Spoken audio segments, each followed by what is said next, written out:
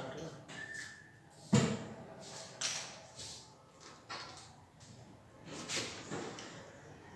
Good morning students. आज हम पढ़ेंगे लेंस मेकर सूत्र, लेंस मेकर फार्मूला, जिसमें हमने एक बाय कन्वेक्स लेंस लिया है जिसे हम द्विउत्तल लेंस कहते हैं।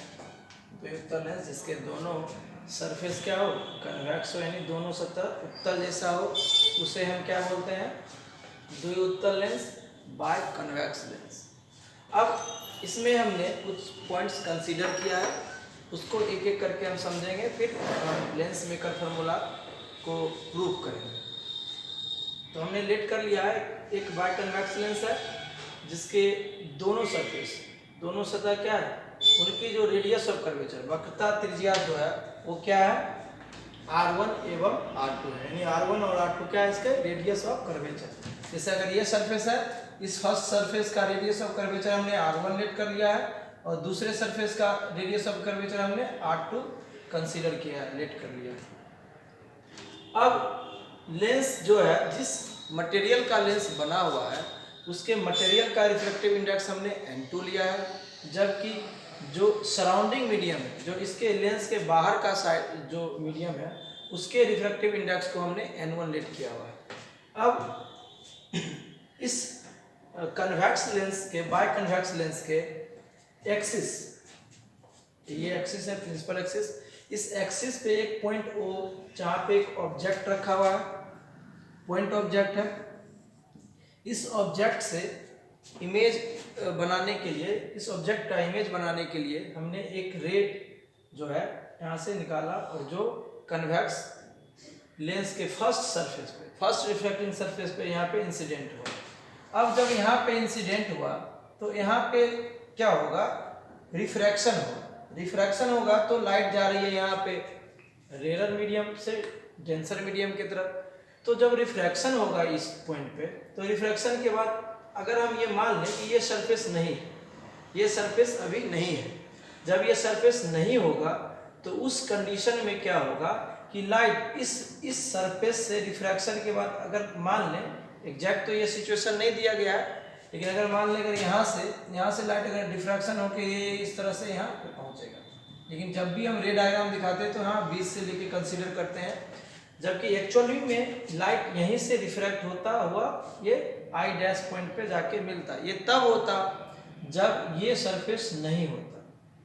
तो हमने कंसीडर कर लिया कि ये ऑब्जेक्ट u डिस्टेंस पे है और इसका इमेज जो ये पहला सरफेस है, फर्स्ट सरफेस के द्वारा कहाँ पे बन रहा है, आई डैश पॉइंट पे बन रहा है, यानी रिफ्रैक्शन के बाद इस फर्स्ट सरफेस ने इमेज कहाँ बनाया, यहाँ बनाया।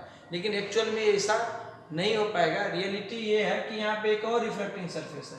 जब लाइट यहाँ से इस रिफ्रैक्टिंग सरफेस पे, जैसे मान लेते हैं कि यहाँ पे अगर इंसिडेंट होता तो यहाँ से ये फिर इससे क्या होता है, इसके वजह से फिर रिफ्रैक्शन होता, और जब फिर रिफ्रैक्शन होता तो फिर ये क्या होता, लाइट कहीं और पहुँच जाती। और मान लेते हैं कि फाइनली लाइट जो है इन दोनों रिफ्रैक्शन सरफेस की वजह से कहाँ पहुँची, आई पॉइंट पे पहुँची।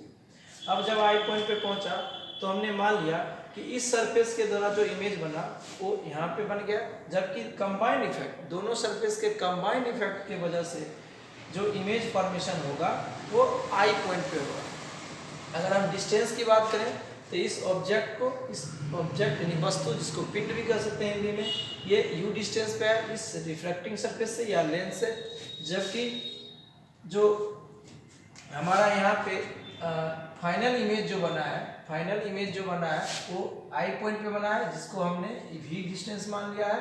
और जो इस सरफेस के द्वारा, फर्स्ट रिफ्रैक्टिंग सरफेस के द्वारा अगर ये नहीं रहने के बाद यहाँ पे जो इमेज बन रहा है, इसको हमने v डैश मान लिया। उसी पॉइंट को हमने यहाँ लिखा है कि एक ऑब्जेक्ट O है, इस पॉइंट को हम यहाँ पे P मान लेते हैं। ऐसे इसका कोई खास यूज नहीं है, इस पॉइंट को P ले लेते हैं। यहाँ पे दो पॉइंट्स को एक साथ नहीं लिख सकते।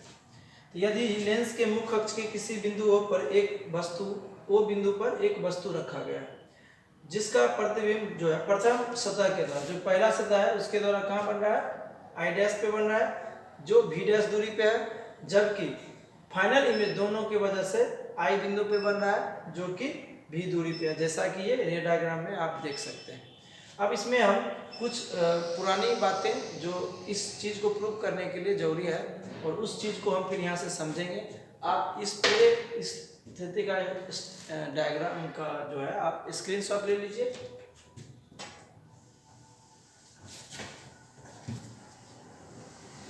अब यहाँ से हम पढ़ चुके हैं कि जब कोई कर्व रिफ्रैक्टिंग सरफेस हो तो उसकी वजह से रिफ्रैक्शन के लिए एक फार्मूला हमने पिछले क्लास में हमने प्रूव भी किया था। उसमें दो केस था, एक जो था वो कन्वेक्स सरफेस के द्वारा, एक कनकेव सरफेस। दोनों सरफेस के द्वारा जो इक्वेशन था वो सेम था। तो अपवर्तक गोलीय अपवर्तक सतह से अपवर्तन के लिए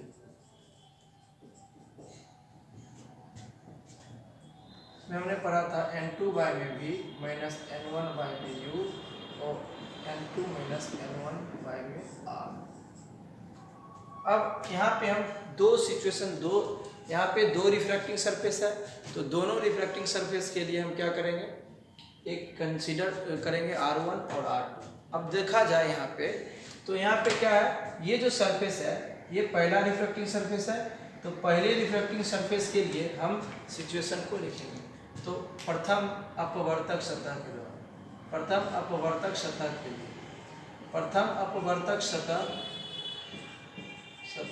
लिए फर्स्ट रिफ्रैक्टिंग सरफेस के लिए यहाँ पे क्या होगा। अब यहाँ पे देखेंगे क्या होगा।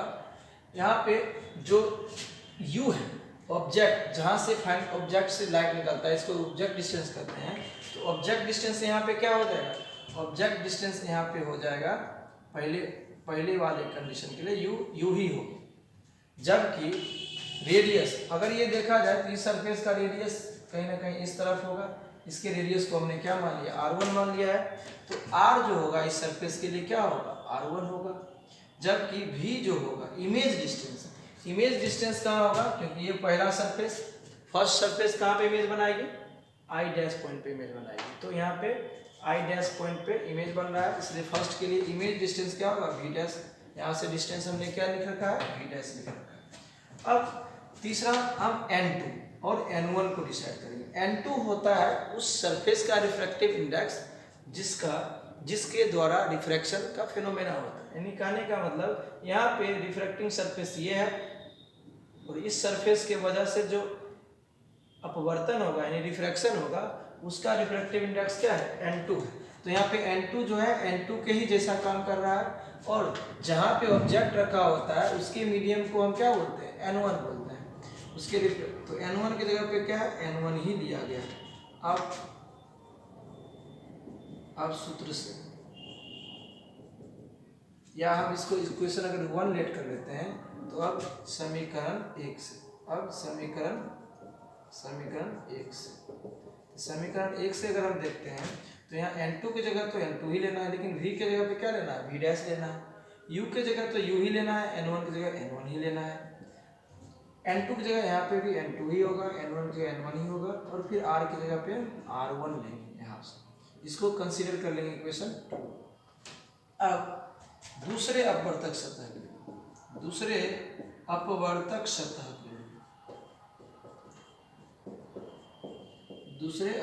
सतह के लिए क्या हो जाएगा, यहाँ पे देखिए, दूसरे अपवर्तक सतह के लिए जब ये सरफेस जब इमेज बना देगी यहाँ पे, तो ये इमेज जो है इस सरफेस के लिए ऑब्जेक्ट के जैसा बिहेव करेगा। अब आप इसे कैसे लेंगे, तो अगर मान लिया जाए जैसे कि लाइट यहाँ से टकरा के अगर मान लेते हैं यहाँ दी, तो यहाँ से लाइट फिर कहीं इस डायरेक्शन में यहाँ पर पहुँचेगी। तो ये जो डायरेक्शन, एक्चुअल डायरेक्शन जो ये डायरेक्शन ही होता है, क्योंकि ये हमने 20 से दिखाया, एक्चुअल में 20 से नहीं होता है। लेकिन अगर ये मान लें कि अगर यहाँ से कुछ लाइट इस तरह से यहाँ पहुँच रही है, तो एक्चुअली में वो लाइट तो यहाँ जा रही है। तो जो ये एक्चुअल रे का डायरेक्शन होता है वो मान के हम चलते हैं कि क्या है, वहीं से लाइट क्या हो रहा है, इस सरफेस की लाइट वहीं से आ रही है। यानी कहने का सेंस ये है कि जो ये इमेज है इस ऑब्जेक्ट, इस सरफेस के लिए, इस सेकेंड सरफेस के लिए क्या किसके जैसा बिहेव करेगा, तो ऑब्जेक्ट के जैसा बिहेव करेगा। और यहाँ से अगर हम देखें तो u का वैल्यू क्या लेना पड़ेगा हमको, v डैश लेना पड़ेगा, जबकि v का वैल्यू यानी फाइनल इमेज, क्योंकि इस सरफेस ने इमेज कहाँ बनाया, इस सरफेस ने तो इमेज यहाँ बनाया ना, तो इसके लिए हम इमेज डिस्टेंस v ही लेंगे। रेडियस हम क्या लेंगे, दूसरे सरफेस का रेडियस हमने r2 लेट कर रखा है तो r2 ले लेंगे। अब n1 और n2 इसी में समस्या होती है। अब यहाँ से अगर n1 की बात करें तो n1 यहाँ पे क्या होगा, ऑब्जेक्ट जहाँ से लाइट आती है, सरफेस पे जिस मीडियम से लाइट टकराती है उस मीडियम क्या कहा जाता है, n1 बोला जाता है। यहाँ पे लाइट जब इस सरफेस पे टकरा रही होगी तो इस सरफेस पे तो इस मीडियम की लाइट यहाँ से आ रही होगी, यानी कहीं ना कहीं यहाँ से ट्रेवल किया होगा लाइट, तो लाइट यहाँ से ट्रेवल किया, इसका मतलब ये हुआ कि n1 यहाँ पे कौन होगा, n1 यहाँ पे लेंस का रिफ्रैक्टिव इंडेक्स। अगर लेंस का रिफ्रैक्टिव इंडेक्स को अगर हम nl ले लें तो यहाँ n1 की जगह पे क्या हो nl, लेकिन हमने क्या मान रखा है n2, तो यहाँ पे n2 ही हो जाएगा। जबकि जहाँ इमेज बनता है, या ये कह लो कि जहाँ पे जो सरफेस हो यहाँ पे ये सरफेस, जैसे ये वाला सरफेस है, इस सरफेस के लिए ये वाला जो कहलाएगा वो क्या कहलाएगा, यानी जिसमें इमेज बनता है वहाँ पे क्या करेंगे, n1 n1, ये जो सरफेस जहाँ इमेज फाइनली बनाया वो क्या हो जाएगा, n1 हो जाएगा, यानी n2 यहाँ पे n1 के जैसा बिहेव करेगा। तो अब यहाँ से हम समीकरण 1 से फिर से देखेंगे,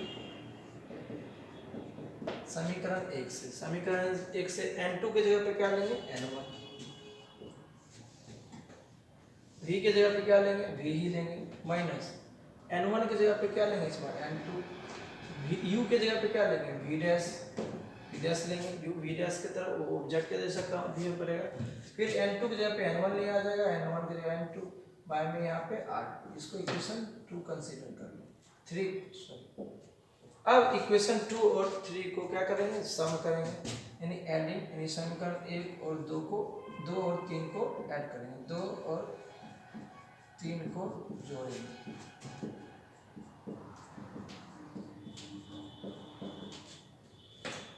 इसको जोड़ेंगे तो यहाँ पे क्या होगा, n2 बाय में यहाँ पे v डैश, n2 बाय में v डैश, n1 बाय में, तो जो है वो हम यहाँ पे लिख देंगे प्लस, इसमें क्या है n1 बाय में v माइनस n2 बाय में v डैश बराबर, उस तरफ देखा जाए तो ये है n2 माइनस n1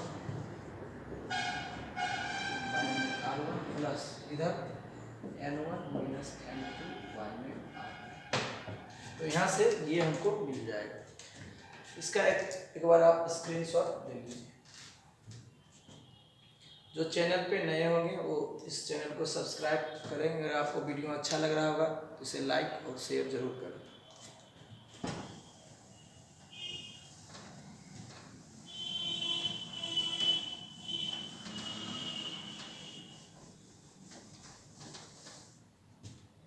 अब यहाँ पे देखिए तो यहाँ पे क्या हो रहा है, यहाँ पे n1 n2 v डैश और n2 v डैश दो बार एक माइनस में एक प्लस में आया, तो ये दोनों क्या होगा, कैंसिल हो जाएगा, और कैंसिल होने के बाद क्या होगा, ये वाला टर्म हमको पॉजिटिव मिलेगा, तो हम यहाँ n1 बाय में v और माइनस यहाँ पे क्या करेंगे, n1 बाय में u कर देंगे। उसके बाद उस तरफ अगर देखा जाए तो यहाँ n2 माइनस n1 है, तो n2 माइनस n1 बाय में r1, अगर यहाँ माइनस कॉमन लिया जाए, यहाँ पे अगर हम माइनस कॉमन ले लें तो ये वाला पॉजिटिव ये वाला नेगेटिव हो जाएगा, यानी अगर माइनस कॉमन ले लें तो यहाँ n2 माइनस n1 हो जाएगा बाय में r2।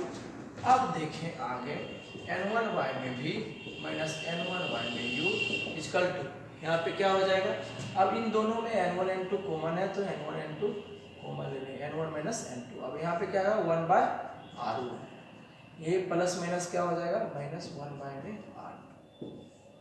तो यहाँ से फिर आप कॉमन ले सकते हैं दोनों में से n1, तो यहाँ से 1 बाय में v माइनस 1 बाय में u, यहाँ पे n2 माइनस n1, 1 बाय में r1 माइनस 1 बाय में r2, ये n1 उस तरफ जाने के बाद डिवाइड में चला जाएगा, इधर 1 by v minus 1 by n2 minus n1 में n1, और ये 1 बाई में r1 माइनस 1 बाई में r2। यहाँ से 1 by v minus 1 by u जो होता है, ये लेंस फॉर्मूला जब प्रूव करेंगे हम, तो वहाँ पे ये क्या हो जाएगा, 1 बाई f हो जाएगा, 1 by v minus 1 by u। इसे आप यहाँ पे 1 by v minus 1 by u, ये लेंस फार्मूला होता है, उस फार्मूला से क्या हो जाएगा, ये 1 बाई f के इक्वल हो जाएगा। तो यहाँ पे हम इसे 1 बाई f के इक्वल कर देंगे। उसके बाद यहाँ से अगर ये देखा जाए तो n2 बाई में n1 हो जाएगा, फिर ये n1 बाई में n1 बाई में n1 होगा, तो इसको हम 1 लिख देंगे। इसको ऐसे तोड़ सकते हैं, n2 बाई में n1 माइनस n1 बाई में n1। तो ये तो इस तरह से आ जाएगा, लेकिन ये कैंसिल होकर क्या आ जाएगा, 1। इसको हमने इस तरह से लिख लिया। फिर यहाँ से 1 by r1 minus 1 by r। अगर आप इसे यहाँ पे छोड़ देंगे तो ये भी हो सकता है, नहीं तो इसी को रिलेटिव रिफ्रैक्टिव इंडेक्स हो जाएगा, इसको n से भी डिनोट कर सकते हैं, n माइनस 1 इंटू में 1 by r1 minus 1 by r2। ये finally lens maker formula prove हो गया। Thank you.